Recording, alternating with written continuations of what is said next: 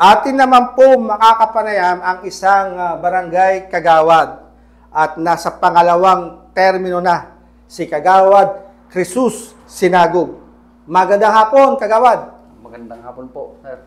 Opo, napag-alaman ko po, nung unang termino po ninyo bilang kagawad ay hinawakan po ninyo ang Komite sa Agrikultura, tama po ba? Yes, sir. Almost magsi 6 years po na hinawakan kong Komite ng Agriculture.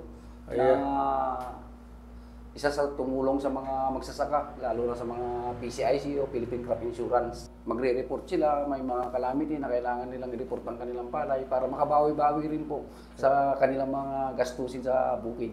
Ayan po. Binabanggit po ni Kuya Rogelio Padilla na hindi raw kasama o hindi cover ng insurance ang isang palay na dumapa na hindi naman dahil sa bagyo.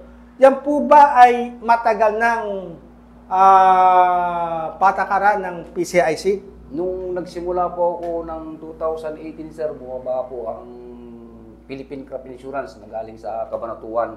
Opo. Bago pa po sila magpa-insure, sinasabi naman nila na ang i-cover lang nila sa calamity, steam borer, mga ganon, mga ulmog, yun lang po ang ina-allow nila na pwedeng i-report. So, tatlo lamang. Opo sir, mga insect, mga kinain ng insekto, mga ganon, mga death heart na sinasabi yung palay po.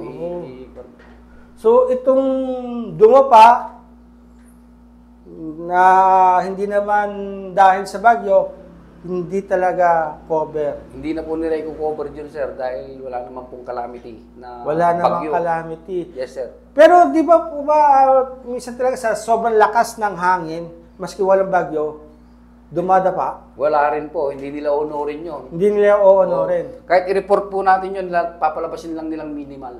Minimal. Walang matatanggap Wala kahit 5 dulay. Wala po. Kayo po, ano pong masasabi po ninyo? Kasi katulad po kay Mang Rogelio, baka hindi lamang po siya ang ganon ang sinapit nitong nakaraang anihan. Baka marami po. Ano pong masasabi po ninyo? Tungkol po sa, tungkol po doon sa ganong hindi cover yung dumapa. Dumapa, hindi, binagyo, hindi, yung puhunan po nila.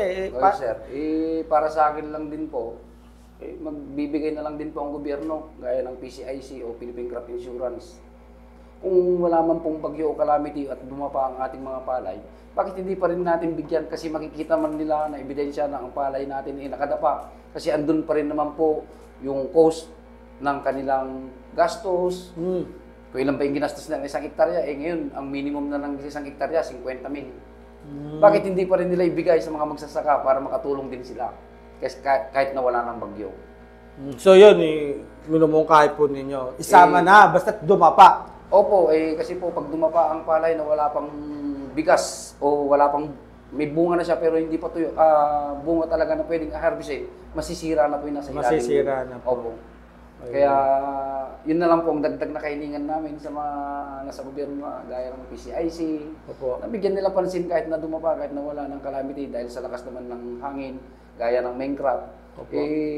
Konting ulan lang at yung palay natin ngayon medyo talagang mahina po. Mahina po. Yung mga puno niya, dadapa na rin po yung mga. Ayun, so dapat masana mai-cover na, ano? Sana po, i-cover pa rin nila yun.